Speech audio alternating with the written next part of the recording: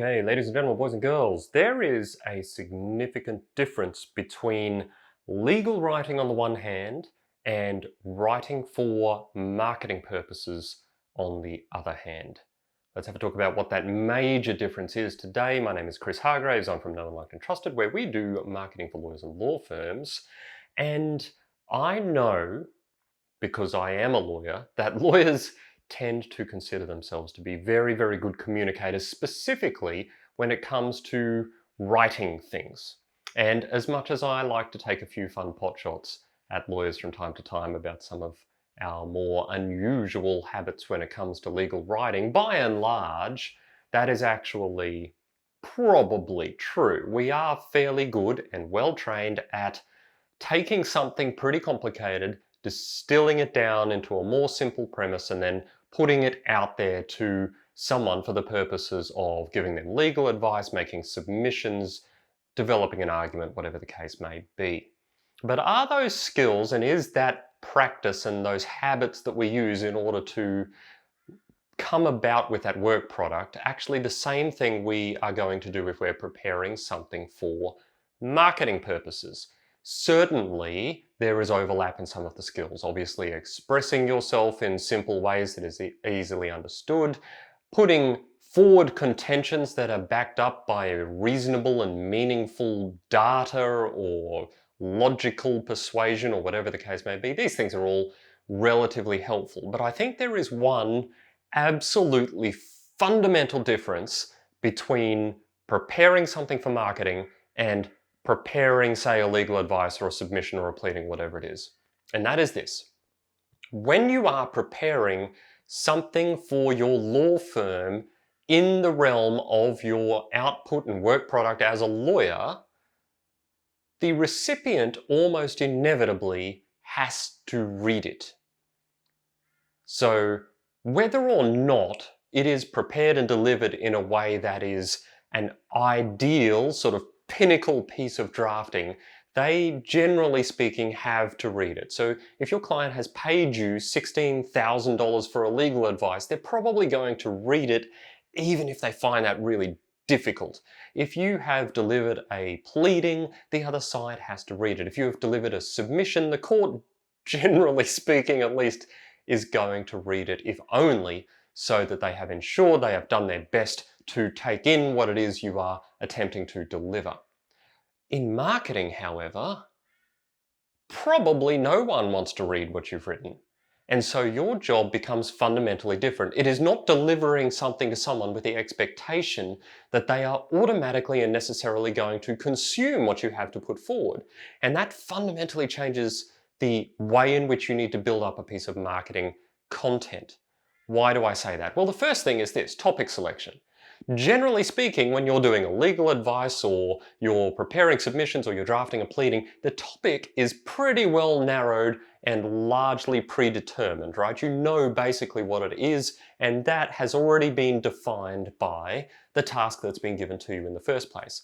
If, however, you just pick from anything at all when it comes to the delivery of a marketing piece, you might find that what you're doing is completely boring to the vast majority of people, and therefore, even right from the very get-go, the topic you have selected is not something that anyone gives two hoots about. So if you don't bother attempting to try and find topics that are actually going to be interesting to people, or at least helpful for people, they might not find it interesting, but they might find it necessary, then they're just going to sail on by. And after all, the point of preparing a piece of marketing content is to capture their attention and have them have the opportunity to consume this wonderful piece of information that you have prepared in order to help them with something, to either avoid these completely paranoid fears they've got or these legitimate fears they've got, depending on which it is, and achieve these burning desires on the other hand, right?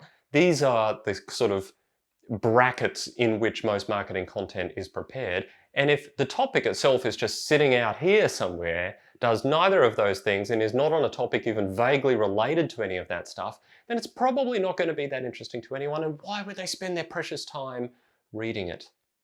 So we have to destroy the assumption that someone is forced to read what we write. And this is probably the most confronting thing when it comes to getting started in content marketing, which is very, very, very few people even read what it is you wrote. And given the amount of effort that I know everyone puts into producing these articles, that can be a little bit demoralizing. But if you approach it from a different perspective, right from the get-go, then you are going to have more luck. So we've talked about topic selection. The next one is, how are you dressing it up? What is the headline? What's the image? What's the catch? What's the introduction? How are you actually presenting this as, hey, click me? I'm not talking about clickbait, okay? I'm not a big fan of clickbait. I find it deeply annoying, but there is a way of crafting a headline that makes it more likely someone is going to click on it.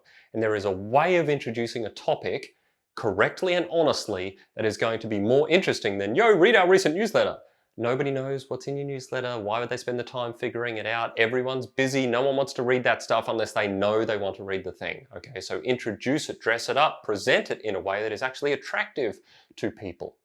And then I think the third and most fundamental thing we can adopt in this relatively simple series of steps is, if you're producing content, set it out in a way that people want to go from one step to the next. So the idea of the opening paragraph is to make people read the next paragraph, and so on and so forth, and develop it in a cohesive and sensible way that is easy to read, that is broken up appropriately with headings or images or whatever it is that communicates the particular thing you're trying to communicate in a delightful and effervescent way. If along the way you can use the kind of language, the kind of phrases, ask the kind of questions, give the kind of examples that demonstrate your knowledge of and your connection with the kinds of people that you're writing for, then that's even better too. So be sensitive to these things, okay? Fundamentally, when you prepare legal product, the other people have to read it. When you prepare marketing content, people can brush right on by it, and you need to be sensitive to that and do your best to do things in a way that maximizes the possibility that someone has a chance to interact with you, learn a bit more about how you think and what you know and why they should trust you, and that will ultimately be better for your marketing efforts across the board. That, I think, demonstrates fairly well the difference between legal writing and legal product on the one hand and marketing product on the other. Are there other differences? Of course they are, but this is a short video and we can't always do everything in the scope of one video.